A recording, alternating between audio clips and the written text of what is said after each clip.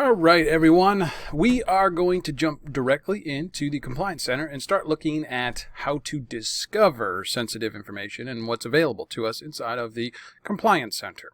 Now, as we have always done, we are going to go to login.microsoftonline.com, just in case you need it. We're going to go in there. We're going to log in with our credentials, and we're going to log into the portal here. Now, we are going to log in with administrator. Obviously, that's one of the most important things there. So here's my account that I'm logging in with, and we are going to go to the admin center, which I already have opened. Now, looking through here, we have the admin center. We have gone through quite a lot of these admin centers throughout this course here. We've talked about just about everyone. There's some that we have not fully talked about yet, but not a big deal though, because again, this is a beginner course, so don't feel overwhelmed. So what we're going to be focusing within for the entirety of this discussion here is going to be the Purview Compliance Center. And if you hit all admin centers here, we're going to see compliance. So we're going to go ahead and click on that.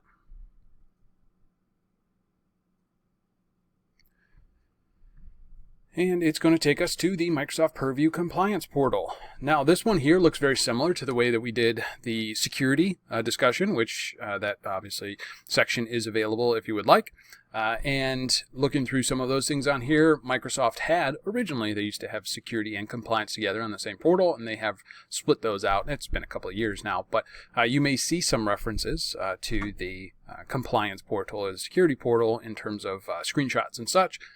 Sometimes they're referencing the old stuff. Here's the thing about it. The security and compliance portals are what Microsoft is focusing on the most, and it is changing the most. So just giving a high-level overview of what the Purview Compliance Portal gives us, well, quite a lot of different things here. So we have here, this kind of getting started here. We're just going to go ahead and hit the X on that. And as you see on here, we have lots of, well, we'll say different things, okay? So these are different little icons that show us screenshots into different things. Just think of this almost as an aggregated card picture here. I think that's what they call these, are cards. But you know, there's lots of different things in here. We have a compliance score currently right now of 0. That's terrible. We'll look at that here in just a second. But so the portal in its own right has a lot of things, and we're going to talk about just about all of these. Some of these here are very niche, and we're not necessarily going to worry too much about them. However, the pieces inside of here the most are going to be what we're going to be focusing here in this discussion. Now, the compliance portal here has got a whole bunch of different things on it, and we're going to pretty much start off at the top. So we have the home, which as you can see on here is, you know, the home. It's just the aggregated portal here. We have a little hamburger menu, and again, we can close this, maximize and minimize, whatever we want. So we're going to jump here into Compliance Manager. Now we're going to have, hey, Compliance Manager. And it's going to give us some things. Let's talk terminology. Now we're going to talk terminology. We've already talked a little bit. We'll talk more as it goes through, because remember, compliance is an industry specific thing, and it is relative to, well, there's a lot of legalities to it. So there's a lot of legal stuff, and legalities can be very difficult to work through. So we'll go ahead and just continue and get rid of that. Now, what we see here is we have a compliance score, as you see, 0%. Everything is a 0%, which is strange, of course. However, we're not really doing much here with this. However, what we do is we have some options.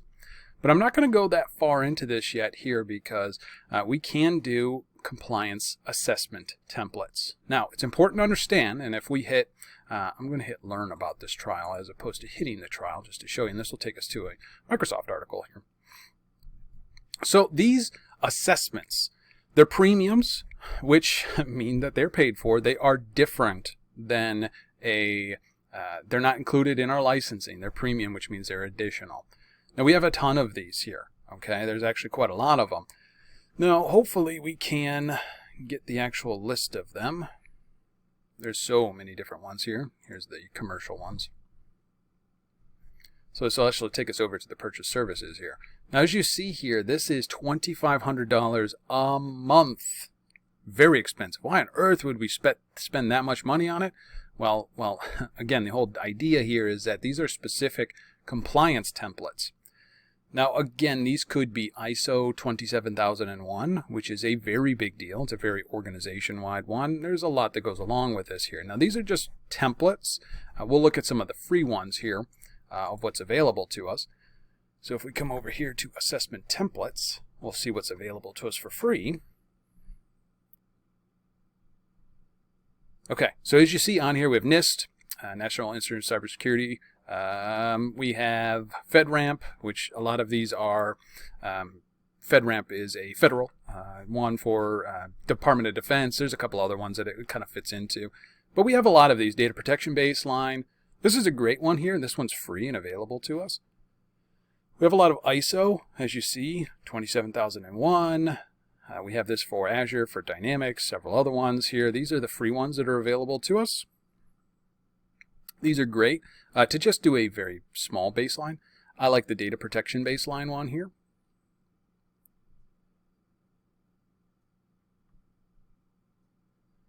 Come on, there we go. So what it's going to do here, it's going to give us an idea of different things. So here's all of what Microsoft considers a data protection baseline. And if we hit the little details on it here, it takes 18 services. This was created at this time, and then we have these points, 24,000 points. Here's the thing about this, and I talked about this in the security section here, is that this is not a game, meaning that the high score wins. That's not the point of this. Just get an idea here of what you need to do. Some of these here are not, well, we'll say they're not available to you. For instance, account management right here where we have, let's go up here, automation. So for instance, this rule right here, we can't really, Microsoft Office 365 here, we can't just automate account management. That's just not something we can really do. That requires scripting and HR system implications. There's a lot of different variables there. But looking this as a whole here, we could see that these are things that you could do to increase your score for a good practice. So just jumping back here, and I'm going to go back to Compliance Manager. That's all these are, and this gives us the score based off of whatever we want.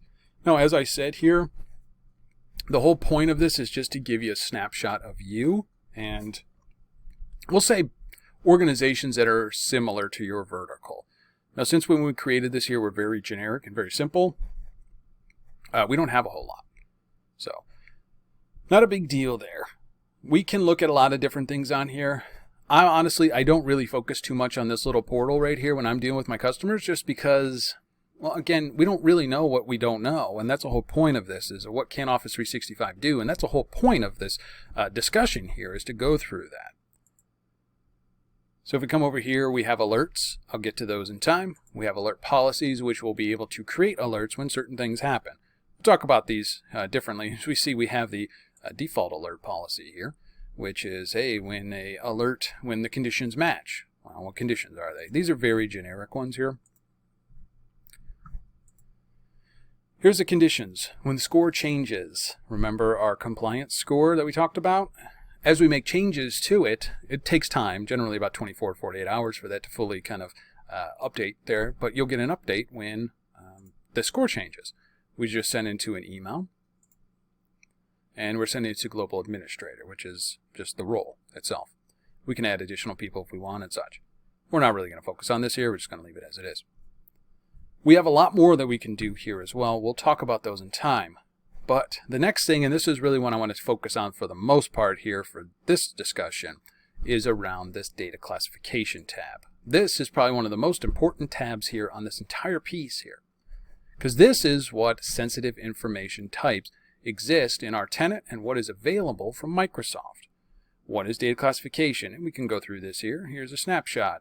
Explore the content, blah, blah, blah, blah. Just a way of being able to say, hey, what is in my tenant?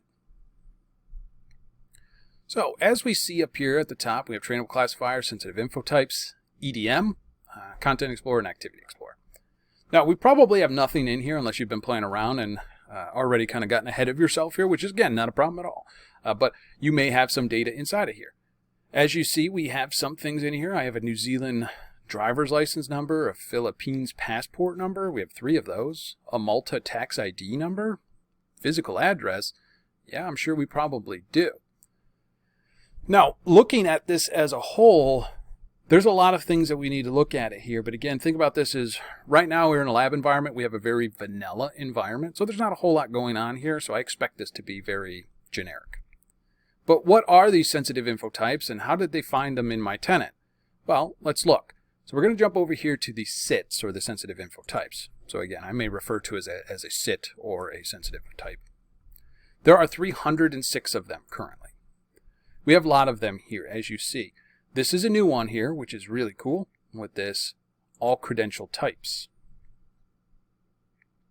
So as you see on here, it says detects all credential types. What the heck does that truly mean?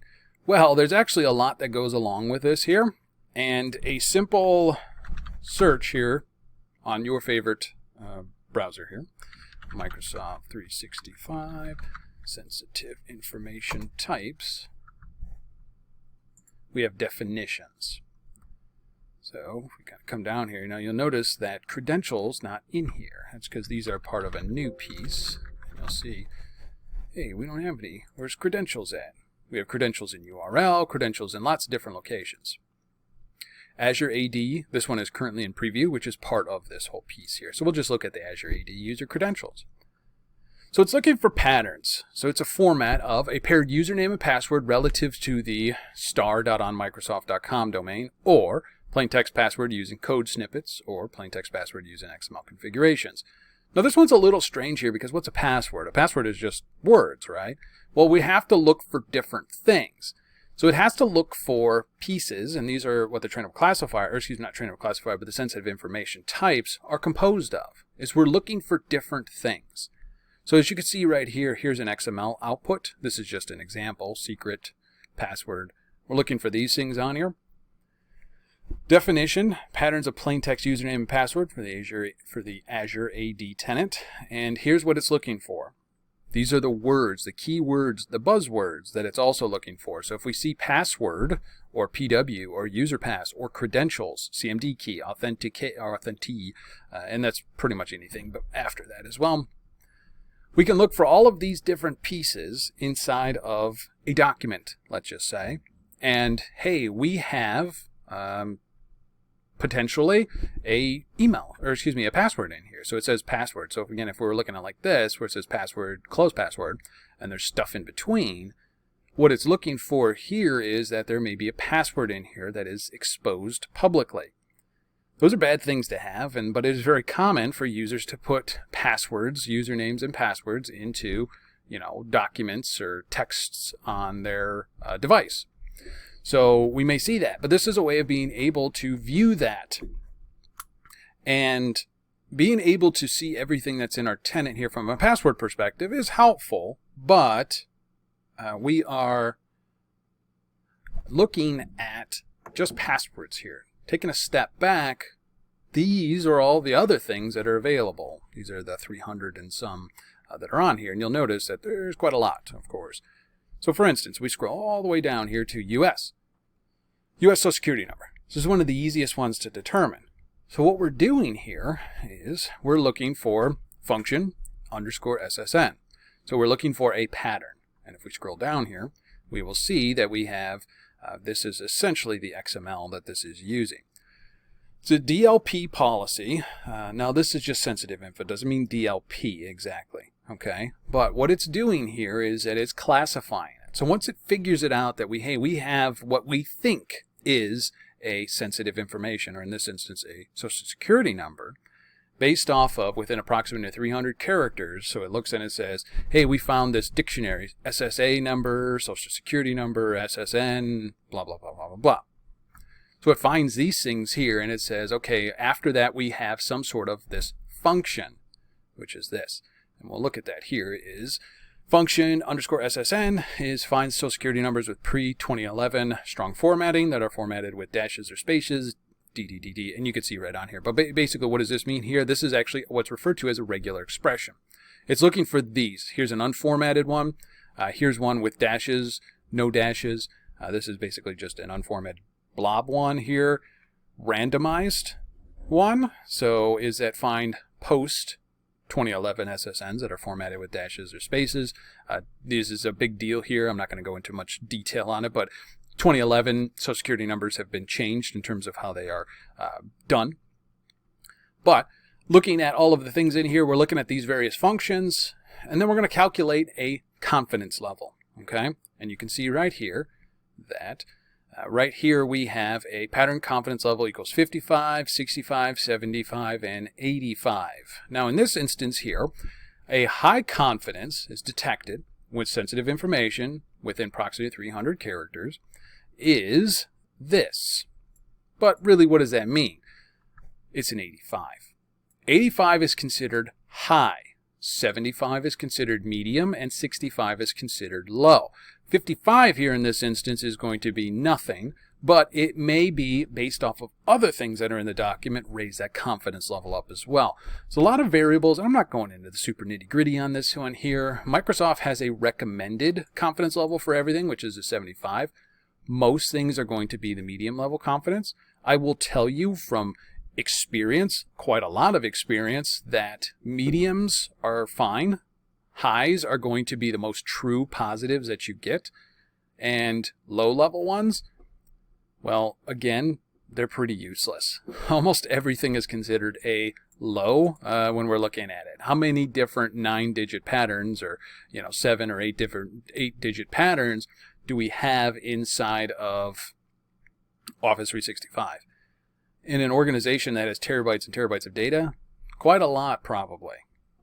So again, where we're looking at this here is based off of high, medium, or low confidence once it detects it. This is just one example. I think everybody knows what a social security number looks like, so I just picked it.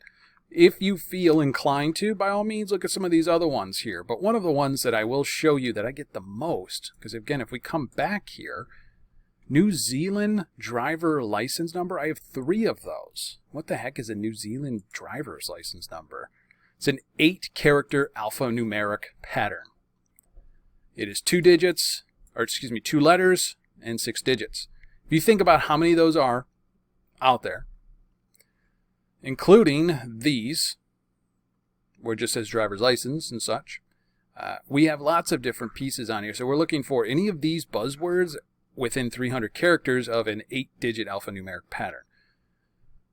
The reason why I bring this one up here is because I see this one as well as a New Zealand social welfare number, which is this guy right here, which again is just a 9-digit format. I can't tell you how many times you will see this in a tenant, a New Zealand social welfare number. A lot of my customers look at it and they're like, we don't even deal with New Zealand. How do we have this in here? Well, the problem is that we're picking up, it's just a 9-digit pattern. That's all it is with these based off in it. Now, it's using different functions inside of here. But again, the idea here, and this is why they have a recommended confidence level of 85, which is high. They recommend only looking at high on these. And let me show you why. So one of the biggest questions that my customers ask me is, all right, well, where did it find this stuff, and where do I find it? Well, we have this little guy over here called Content Explorer, or if we click over here, it'll just take us there. All right, we will see lots of different things in here. Here are, inside of my organization, all of these sensitive info types. Now let's look at the old social driver's license number, New Zealand driver's license number. Over here, we're going to see where the locations are that they exist. So in this instance here, we have Exchange, OneDrive, SharePoint, and Teams. So we're going to just look at Exchange. We have 3 of them over here, our 3 hits. We're going to double click. Oh no, we don't have access to it. So remember, this is actually a pretty big deal here. Is when you're looking at it, yes, I'm a global administrator and I should have full access to this stuff, right? No.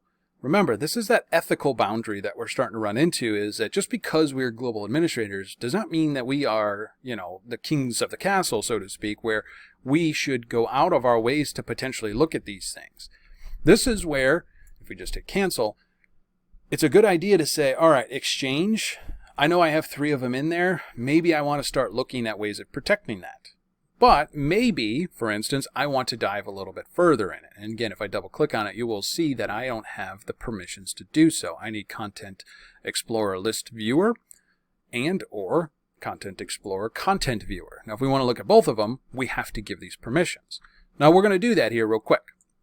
So we're going to come over here to Permissions. And we're going to see Azure AD. Now, we've already looked at these here in a previous conversation around Azure Active Directory and security. But we have these purview roles here as well. This is a whole different section of roles. If we click on it here, you'll see There's a fair number of them that are on here. So if we do a little search for content, you will see Content Explorer, Content Viewer, which is 1. And currently right now, members, none. So an option that we can do here, we can choose members. We have to click the little add button. So that's an important one here. And then we would add our account. So we're just going to do a 1Z2Z on here. We'll hit save. Now I always recommend making sure you hit the X, come back to it, and making sure you see your name, or again the name of it in there. You have to close out of it for it to refresh. And then we'll go ahead and hit the X, come over here, edit role group, and do the exact same thing. Over here to the members, choose members, make sure you hit this little add. If you search here, you're only searching in the members, which there are currently none, which is why you will not have anything in there. Hit the little plus up here, and then we will find, you can start typing it in.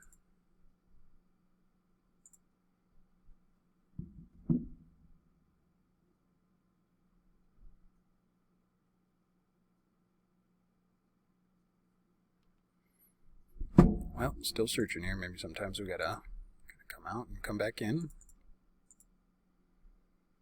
Come on. So this is also a preview of things to come. There's so much going on in this portal, okay, especially just from a web perspective, that a lot of times, and I'm just going to close out of this, and again, if you're running into the same problem I did, refresh. When in doubt, refresh. There's so much HTML on this page here because there's so many different things that are going on that sometimes you just need to refresh. It does kind of get a little bit bogged down from time to time here because of all of the stuff going on in it. So again, when in doubt, just refresh it. As you can see, what just happened on mine, we pick my user, hit done, and we'll go ahead and save it. All right, and as I said, make sure we want to hit a refresh, and you can do an in-page refresh on this one here. Go to List Viewer, and inside of Members, we should see our account. So that means that I can come over here to Data Classification, go to Content Explorer, and that little pop-up there has another one of the little, we'll call it wonky pieces of this portal here. There's a lot going on here, as I said before, but there are that was a little portal or a little piece that said you need a license, but we do have licenses, obviously, with the E5 license. So that means now that I've been added to those, I can come in here and double click on it, right? Oh, wait a second. So remember, and again, just a refresher, if you have not watched it yet, we need to sign out and sign back in. Now we have to, I actually hit sign out, so I can close out completely. Close out of the thing altogether, so we can completely refresh that token, that Azure AD token, and then do it again. Pocket Square Professor.live. And of course, sign in with your account, as we always have. You may get MFA'd. I did not, which is fine.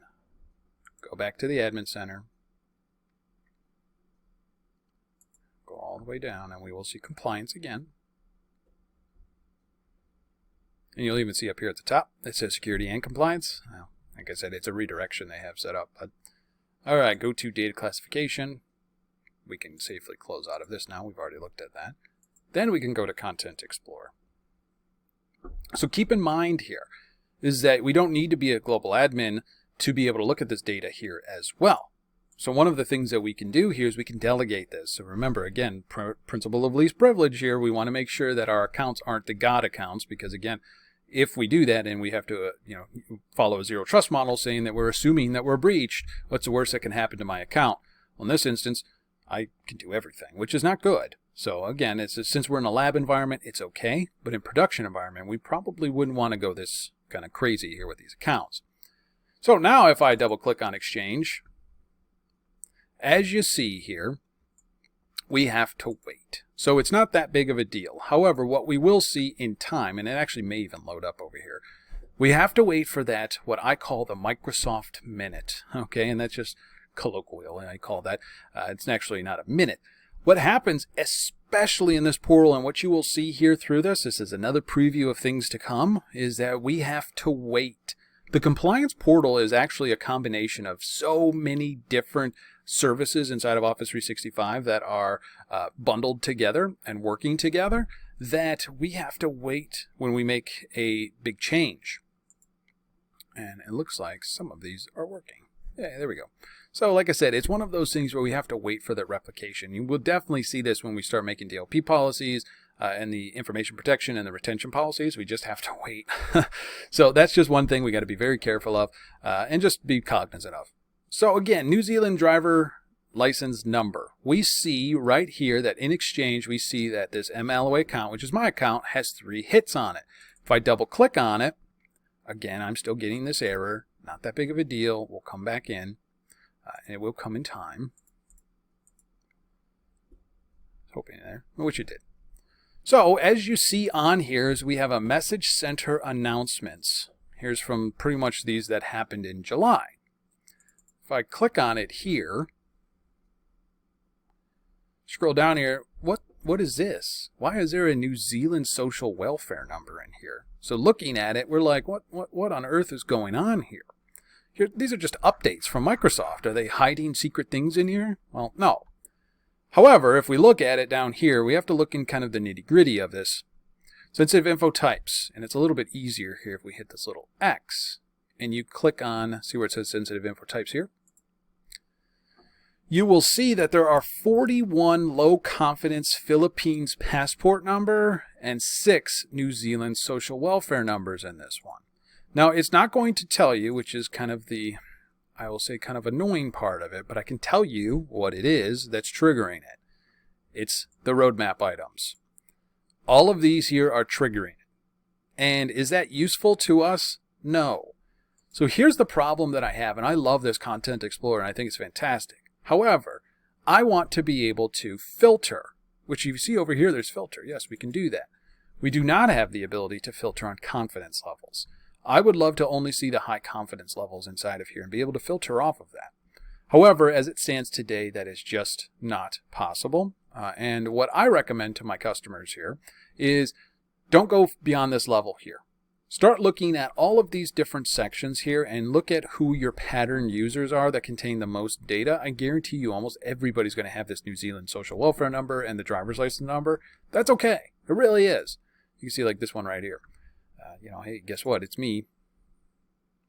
Delivery has failed to this one here. And if you click on it, this one here has medium confidence of a Germany tax ID number, Hungarian social number, and you can see up here, not a single high confidence, which is the whole point that I want to reiterate to this is the confidence levels. High confidence ones are the ones you should always start with, and then you work your way down. Medium confidence, I always say, are investigators, just to investigate to make sure. I can guarantee you that this non-delivery report here has none of this stuff in it. Okay, but it still has hits on it, which is showing me here in my portal that I have a lot more sensitive data in my tenant than I actually truly do. And that is a problem. So as I said, as it stands here today, this is just the way it is. There's much more coming soon. There are more locations as well. There are going to be on-premise locations coming here soon, as well as some other pieces too. But if we come down here, you will see here's the sensitive info types that are inside of my tenant. Okay, so that's a very good way of saying, hey, what's in my tenant right now? This is just a good discovery tool. It could be better, and it will in time. I have faith it will be in time. But for now, this is just a way of being able to see who and what user contains the most data, sensitive data, in their locations. Because at the end of the day, what the whole point of this here is not to berate those users or, punish those users. The idea here is to figure out why do they have all of this sensitive data in their locations, whether it be OneDrive, Teams, SharePoint, OneDrive, Exchange, whatever. If it's any of these locations, why?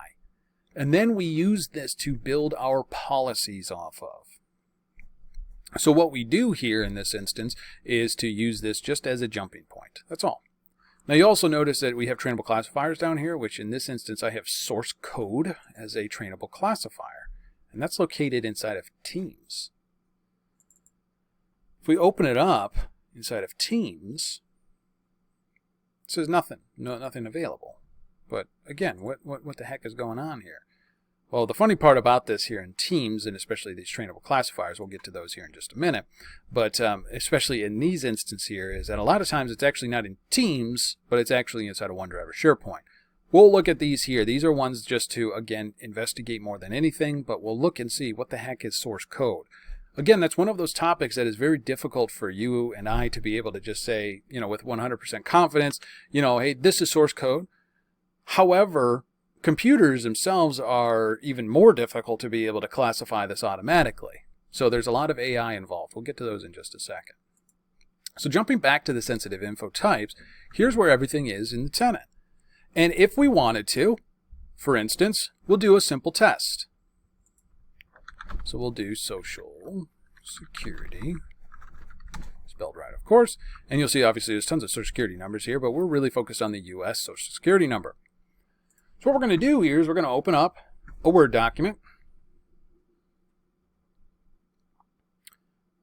Oops, I did not mean to open that up.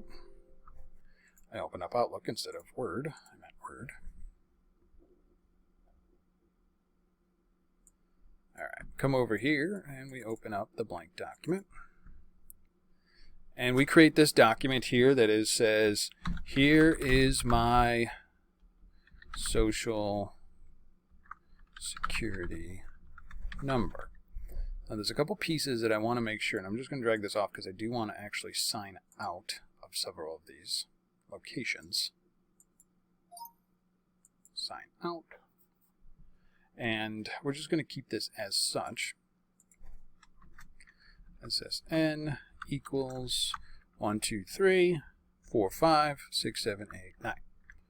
So what we're going to do here is we're going to save this, and we're going to save this. We'll just save it to the desktop. Go all the way up here to desktop, and we'll even call this, here is my social security number. So we've called it, here is my social security number. Now you looked at that document there and it said 1, 2, 3, 4, 5, 6, 7, 8, 9. That should trigger, right? Well, we can test and see what would it trigger inside of our tenant. So we pull up social security number. We hit this little beaker up here and it says, hey, we're going to upload a file. So again, in this instance, we're going to come to desktop. Here is my social security number. We're going to upload that. We're going to test. So what it's doing right now is it's checking against the tenant and saying, hey, what would this trigger as inside of Office 365? What confidence level would it trigger as? So we're going to give it a second here while it's finding its results. Generally, it's pretty quick, but we'll see here.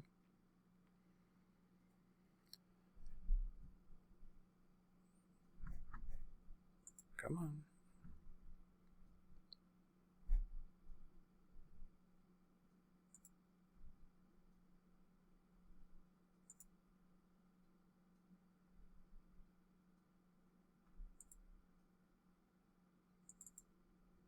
Just open that Word document up again.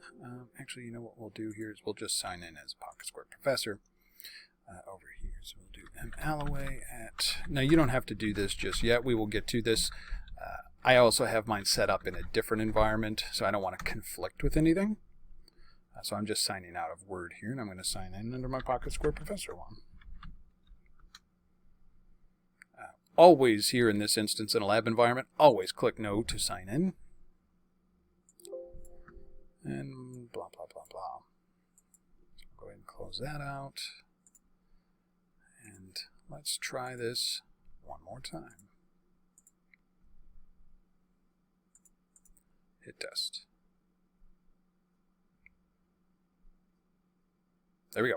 No sensitive content was found. And here is my social security number. Content. So obviously at that point there, hey, this is a social security number, am I right? I mean, this is, right? Why is it not picking up with it? Oh, there's a couple things we need to do as well. So this is a fake social security number, and it is very known to be fake. So how do we trigger a social security number here in this instant? Well, in this piece here, well, obviously I could type mine in there, but I'm not going to do that. I'm testing, and obviously I'm recording, so I'm definitely not going to do that. So there are several great places. This is one that I always use, is fake person generator.com. So this one here just gives me a random person and gives me statistics about this person here. We can get height, weight, just here's a passport ID, here's all of this stuff. But we also have social security number. So we can copy this. Just minimize that for the time being. Paste it inside of here, replace that 1, 2, 3. We will do a resave on it. Pull up the data classification.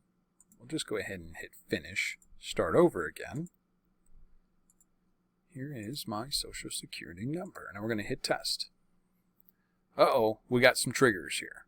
So as you see on here, this would have triggered as a high, medium, and a low, which if it triggers at a high, it always is going to trigger at a medium and low, of course. And if it's a medium, it's going to trigger as a low as well. And then obviously low will just trigger as such. So again, the overall piece of this puzzle here is that this shows you here are the supporting elements, SSN, as well as social security number. And then we have this match of this. So this is what it's triggering on. And we know for a fact that this is going to trigger as a high confidence hit inside of Office 365. Now, confidence levels, as I said, are the most important things when we're dealing with this here. So we're going to keep this document for the time being. We're going to use it later. Now, if you need to recreate this document, again, just do like I did there. Just put SSN equals, and then go to fakepersongenerator.com. And then take this social security number. This is not a real, this is a fake person, as we know. Put it in the document and just keep it for the time being. We're going to throw it in OneDrive in time. But for now, we're going to, so we triggered it and we showed how it triggered. Easy enough. And you can see here's the pattern. We're looking for the function social security and supporting elements, which is that keyword list, which I showed you already. Okay, if we wanted to, we could certainly create our own, create a sensitive info type. I like to do this one here, Project X. Looking for Project X info. So we're looking at patterns here. We can create a pattern. We're going to do a confidence level of, we'll do a default, and if we hit this little one here, reflects the confidence of the match, which typically increases the supporting elements, blah, blah, blah, blah. In this instance here, we're just going to do low because it's easy. We're going to do a primary element as a key word. We can do regular expressions. We can create our own functions. We can get very sophisticated here. I don't necessarily care. We're just going to call this one Project X, and we're going to do case insensitive Project X, and then we can do case sensitive of Project X, like that. Then we can string this all together, have lots of different forms and functions, case insensitive, case sensitive, sounds good to me. We're going to hit done. We're not going to do any supporting elements because you know why? We don't really care. We're just looking for Project X, and this is an easy one to test with. We can certainly do that, of course, if we want. And we're just going to hit create. And you'll see we have pattern 1, which looks good. Low confidence is what it's going to trigger as. Hit next, and we will create. Now what's going to end up happening when this finishes, I'm going to hit done. Sensitive info types, close out of that, and you'll see that as opposed to 306, we now have 307. If we just hit project, we will see Project X. So again, what we're going to do is we're going to copy this. We'll just right click and call this Project X. Open it up. We'll close out the other one there. And it says this is a document about Project X. And then we will do sensitive, case sensitive as well. Project X is a very secretive project. And we'll save. So at this point here, what we can do is do a test. We're going to upload a file, find that Project X file that we did, and test it out. So let's make sure that this document works. The reason why I'm doing all these tests here is because I want to know what triggers in my tenant. In this instance here, we have 2 unique matches of Project X, and Project X. We have case sensitive and insensitive just to show you.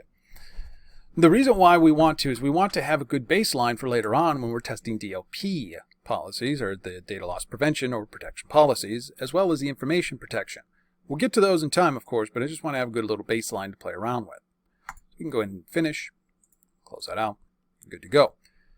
All right, the last thing that I want to show off over here are the trainable classifiers. The trainable classifiers are where sensitive info types are very specific and we're looking for patterns of things. This is going to give us data that is non-pattern based. So in this time here, what it's going to do is it's going to scan. All right, now we can go ahead and start the scanning process. Now we don't have any data in here, so we really don't care. It says it's going to take up to 7 to 14 days, and honestly it does take sometimes a week. I don't really care because we don't have anything in there. So we're just going to go ahead and cancel this for the time being, and we will see what is available to us still, regardless, without the scan. And again, if we see this little thing right here, it's always working in the back end. There's a lot of things going on, but there are 50 published ones, and there's more coming. So for instance, discrimination. Just going to pick this one out here, and I click the little open in new window. If I were to define discrimination, me as a person, if I were to see this, whether in communication or whether in a document or an email or something, I would know, okay, this to me looks like discrimination. However, remember, the computer and the IT behind it, the technology behind it here, is looking for things. So here's the description. We are searched for explicit discriminatory language and is particularly sensitive to language against certain communities. Now, again, this is just how Microsoft has it. There are lots of other things that you can do with it as well. And if we click on matched items, of course, we don't have any here in our tenant. Same thing with feedback is that we can train it as well. So discrimination is very difficult. It's very different. There's no pattern really to it. So we got to look at lots of different things. We have to look at the tone of the message. We have to look at the thumbprint of the message and such. Lots of different things that we have to look at. But some of these other ones on here, for instance, like whenever these want to pop up, finance, HR. Again, you know, HR. What the heck is an HR document? Again, very difficult to understand what an HR document truly is from a computer's perspective. But what trainable classifiers allow us to, in the back end, they allow us to workforce management, includes recruitment, interview, and hiring. You know, all of these things here, job posts, hiring documents. These things exist all over the place inside of tenants. So we want to be able to look at them. And we want to be able to potentially classify them. So the sensitive information types that we looked at here, these are all ways of finding it. Now that we've found it, okay, and we're actually classifying the data inside of the tenant, what the heck do we do with it? Well, that's the next piece here. Just so we can see on here, we do also have the ability to use different languages. For instance, threat. We have English, French, Spanish, Portuguese, German. They just have dash and dash and dash and dash, what those are. Well, those are all different ones here, but they're all different types of languages and such. And then there's tenant default ones too. And we also have profanity. That's another one that's important because, again, depends on what language you're speaking. There may be different profanities. So there's lots of different things that you got to look at here. But these are all pieces that exist inside of the tenant. Now, we don't have the ability here because we didn't do a scan, but we can create a trainable classifier here for, let's just say, Project X. Yes, we looked for Project X in the actual explicit terms if somebody says Project X, but what if they're talking about Project X, but they replace Project X with, I don't know, something else, you know, like Raspberry, you know, something like that, and they just do a find and replace on it. That's going to skirt right by these rules. However, if we do a trainable classifier for Project X and it has lots of different forms to it, well, then we can potentially look at it from there and say, hey, this is a pretty high confidence that this is Project X related. Maybe we want to do something with it. So these are the conditions, if you will. If it contains a sensitive information type or a sensitive information type or a trainable classifier or even an exact data match. Now, I really didn't talk too much about these here because these are based off of schema. I hardly ever see these in use to the organization here, but these are actually pretty complex. But exact data matches are, as you see, let's learn a little bit more, and I'll give you a high-level overview of when we see them. Yeah, we're looking for patterns. We're also looking for employee social security numbers and IDs, but those are already found, right? Well, potentially. However, those combined in something may be a combination. Okay, so here's the data that we're looking at is patient ID, first name, last name, date of birth. All of those combined could be a some sort of schema that we have. And this is really, when you work with these, also understand the difference between them. So again, here's the schema. It's a schema about it. We are looking at these different pieces bundled together to come up with something. For instance, HIPAA. HIPAA is many different things. It's a social security number or a health information number, or excuse me, a social security number and some sort of PII around it, and a full name, and a some sort of medical term as well. So those things combined there make the package. That's the whole point of schemas and the exact data matches. As I said, I don't see them used too frequently here, but they are certainly can be used depending on your organization's compliance needs. And that's the whole point. They are available to you. I don't really see them too frequently, but it is there for you should you use it. However, trainable classifiers and sensitive info types are much easier. Trainable classifiers will create their own schema based off of AI, which is why I'm a little bit leaning more towards trainable classifiers nowadays because they're pretty cool. So, all right, the last thing that I want to show you, we talked about the sensitive info types. What is sensitive to our organization? Credit card numbers, social security numbers, all of those things, or even the trainable classifiers. Great. Now, what happens when we find them? Well, that's the next piece here, and that's where we get this little guy called the Activity Explorer. Now, we're probably not going to have anything in here, but the Activity Explorer here is going to show us stuff, okay? And stuff are as actions happen. So, for instance, somebody placed a sensitivity label, we'll talk about that, on a document. Somebody removed a sensitivity label on a document. Somebody sent a email that had sensitive information in on the outside. I can get a snapshot of these events that have happened, and that's what Activity Explorer does. As I said, right now, we don't have anything in here. In time, we will, and we'll get that, and we'll get that over time here. But for now, what we're going to do is we're going to leave this conversation with, we have determined sensitive info types and trainable classifiers and the Content Explorer. Those are the big pieces that I want you to be really aware of for this particular discussion, because next we're going to jump into DLP. But for now, we're going to leave it as such. Thank you for your time on this one here, and I'll see you over on the next one.